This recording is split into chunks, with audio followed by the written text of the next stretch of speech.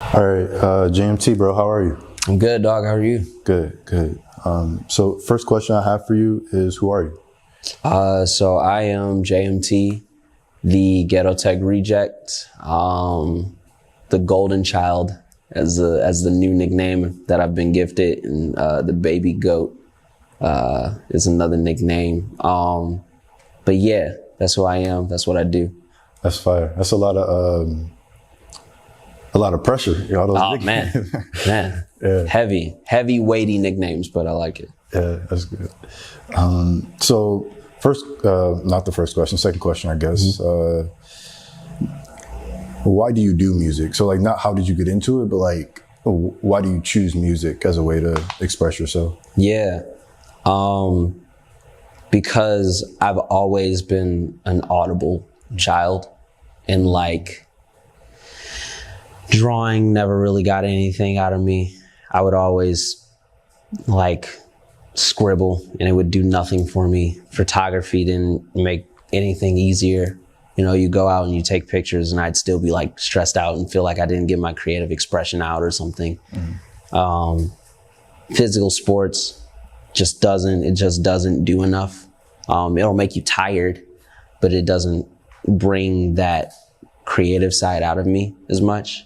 And then everything else just didn't really make sense. And so I do music because it's like, not only is it for me in that moment, but I know that the song that I'm making relates and is the soundtrack for somebody's day, or maybe somebody's favorite event that they went to, or somebody's week, or like this is the song that got them into making music, or this is the reason that they decided to start DJing. So it's less about me now. At first it was about me and just being able to like get out emotions and thoughts, but now it's really about the consumer and like, what does this song do for them? Because, you know, once I put it out, it's no longer mine, it's theirs. So That's why I do music. Yeah, music has that effect. It's very unique in how like the consumer, the audience interacts with it. It's a little bit more personal. It's 100%. Your brain, basically. Yeah, because like you can buy a Van Gogh painting and it can do a lot for you. It can inspire you. But music gives you the soundtrack to something. And as much as I would love to say that all the other art forms give you the soundtrack to something, you can look at a painting and your brain thinks of a song. You can look at an article of clothing and feel like playing a song because you put it on a certain way and you look a certain way. You go skateboarding, you play a certain type of song. Like everything that I've noticed that I love about the creatives or anything creative links back to sonics. And I'm like, music has a mainstay in people's lives that I don't think they recognize. Yeah. It's powerful. It's powerful for sure. And so you just play movement. Like I saw a set that you did. It was like Home is for Homies. Yeah. It's in Chicago. And I was also like just looking through like JMT on YouTube, and I saw you have like a collaboration with like Full MT, right? So like all these different like pots, I guess you have like your hand in. What's been like the highlight of your journey? Being able to do all of them authentically. It's not a marketing scheme. It's not me trying to be everywhere and do everything. It's not me trying to be like, look at me, this is the new thing, this is what I'm doing. It's genuinely me being interested, enjoying, and loving all the things that I do to the capacity that I can do them in. So like Full MT spawned out of the curiosity of me and Full Body just really genuinely being awesome friends, like really good friends. Like that's one of my best friends. And like, we noticed whenever we would DJ with each other on accident, people just ate it up. Like they could not get enough of it. So we were like, let's start doing this for real. Let's start doing sets underneath Full MT. Let's start making tracks underneath Full MT. Let's start doing collabs on like each other's projects or stuff like that. And then with the solo stuff, like the live solo DJ sets, it's been really dope because I get to play not only my tracks, like I could sit up there and play my tracks for an hour, but I get to play songs that I like genuinely like listening to and love listening to in the car, in my AirPods, or I'll hear somebody else play it and I'll be like, dude, I remember how great of a song this is. Like, that's why I love doing the live/recorded DJ sets, because it's fun, man. It's a way for me to communicate with my listeners and my fans on like, this is what I'm really digging at this very moment. And I think you might dig it too. Like, a ton of people tell me all the time that they got some of their favorite brand new songs from going to one of my sets and dancing and being like, dude, I love this song. So again, it makes a moment for them. It makes a highlight for them. So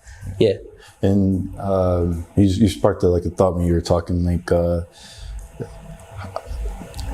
how do you enjoy the performance side of making the music, right? So you're DJing, but you gotta like sell it, you gotta like shake your head, get the dress going. So like, how is that side for you? Are you also like expressive in that way and not just 100%, dude. I tell people all the time, and I tell DJs of any caliber, like when they're newer or older or whatever, and they're like, yo, I just want some advice. I always tell people, like, if I don't feel that way about the record, I don't play it. Like, even if I'm just DJing for fun and for practice, I might play that record 100 times and love it. I might love it in the studio, might love it in my ears, might love it on a record that I'm gonna put out.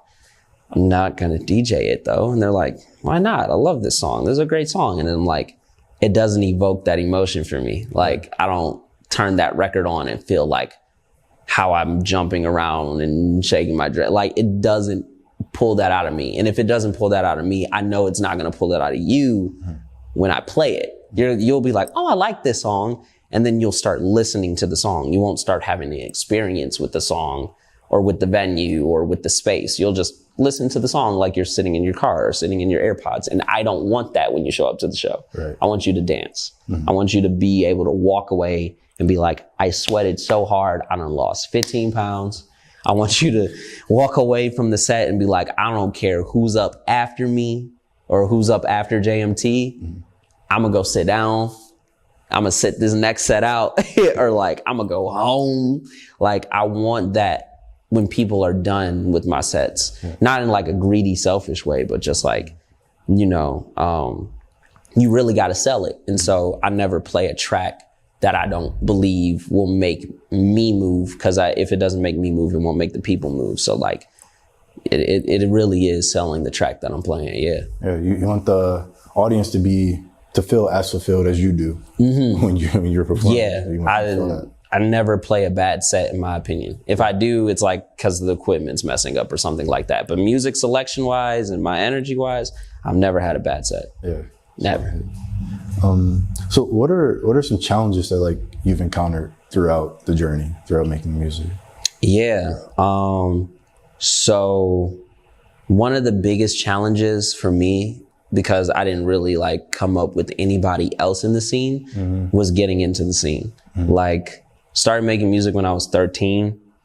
And so when you're 13, you're kind of just stuck with the people you know in middle school. But fortunately, SoundCloud exists. So through SoundCloud, I was able to meet and like kind of know people in the UK. That doesn't really help. I'm 13. I don't have a passport at the time. And on top of that, I don't have any money to go to the UK. So like, yeah, I can collaborate with people over the internet, but that was really the most that I could do. So it made me really self-sufficient. So it's like, know how to produce, know how to mix and master, know how to DJ, know how to record, know how to make your own cover art, know all these things, because I didn't know anybody. So the biggest challenge for me was even just getting a record out there, like learning what DistroKid is, learning like why I should make JMT Records and LLC. Like, even if it's not making sense for this year, does it make sense 10 years from now? Oh, it does? Okay, so we need to go in that route. How do we contact people about this? So like, really, information in knowing people was the biggest challenge for me. And how I overcame it is like, bro, just stepping out. like I tell people all the time, if you're looking for an answer, it'll find you, especially in the music industry, by just going out. Like, you don't know anybody that's DJing at that set? Cool. Just go to that nightclub if you want to spin there. You're going to run into the guy that does the booking, or you're going to run into someone you know, and they're going to introduce you to the DJ or something like that. So like, go out there, experience whatever the music or whatever the genre or whatever the art field is telling and giving you, and you'll find the answers. Like, I found my entire team in everything that I do because I decided to go outside. If I didn't go outside, I wouldn't have any of these answers. So like, yeah. Was that networking skill tough for you to learn? Did it come naturally, or was it just like out of necessity? I think it was both. I think it was a necessity because it's something you need to know, especially if you don't have strong connects. But it was something that was natural for me because like I grew up as an only child. So like I naturally was kind of outgoing, charismatic, because like you're an only child. So you have to go make friends. So like you have to know how to like low key, how to sell yourself as like a person and like, yo, this is who I am. This is what I do. What are you interested in? Oh, you like that? I also like that. That makes sense. Would you like to do that with each other sometime? Like, and you translate that into, yo, I make music. Oh, you're an A&R. Oh, what type of music do you like to discover? Oh, this type of music? Let me send you some of my type of music. Like you naturally, as an only child, learn to sell yourself, to communicate and to build friendships and relationships. So like, as I got older, as it shifted into the music, it was just second nature, but it's a necessity. So yeah, I think both. Yeah, that's kind of like leaning into the business side of things there. That's, yeah. I mean, the art and the business kind of go hand in hand, right? You can't have one without the other. Yeah. Pharrell said like, if you're an artist and you don't know the business, someone's going to make money off of you for the rest of your life. If you only know business and you don't know art, you're going to make no money because nobody's going to want to buy your art because it sucks. So you have to know both. If you know both and you can build a team of people that are masters at one, but you can utilize knowing both, everybody's going to win. You're set. You're sold. Yeah. And one of the last questions is, how do you approach goal setting?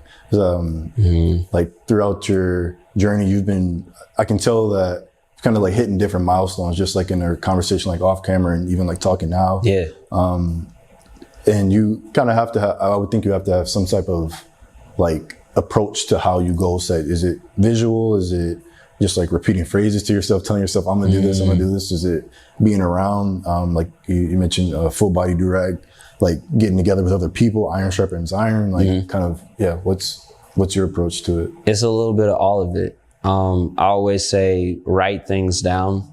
So I'm big on like, maybe you write things down in a notebook, maybe you write it down in your phone, but like tangibly put it down. And then 2, I have conversations about it all the time. Maybe as if it's happening or happened. Like, I'll sit down, like a perfect example, speaking of movement, me and my manager sat down a year ago, maybe earlier this year, but maybe a year ago. And we were like, we're going to play movement. I don't know how. Mind you, we know nobody at the company of Paxa How that runs movement at the time. We were like, we don't know how, but we're going to play movement. That's really what we stuck out to. Lo and behold, we ended up playing movement. So it's one of those things where like, you conversate about it, you talk about it, and you move as if it's happening or already happened. So like any goals that I set, I live like they're happening right now, or I work like they're happening right now, or I move as if they already happened. And the craziest part is I feel like, especially in the arts, it has a sick way of rewarding you when you put in the work as if it didn't happen, and then it gives you that reward times 2 when you gotta like really put in the work for it. So yeah. Writing things down, and living life as if they're happening / already happened for you is the two biggest ways that I go about like goal setting. Yeah. Those are like great answers, bro. Like great like perspective and everything. So like, but like to wrap it up, do you have any last words or advice to other artists, through any like form, while they're on their journey? Yeah. Anything you haven't said so far? Yeah. It's not impossible. You can do it too. That's my biggest mission statement ever. There's not a idea or team or thing that you cannot do. It may feel dumb or unrealistic or kind of like unsure. But within that, if you have the goal to just see it through, maybe it's not a 100 out of 100. Maybe it's like a 10 out of 100. And then you're cool enough with that to be like, all right, cool, I'm gonna try it again. You will see the success that you think of in your head. It's not imagination. It's not like me being like, do 100 push-ups and then it magically happens. Like, no. You kind of have to be delusional in the sense of, I can do this too. So look at me as motivation.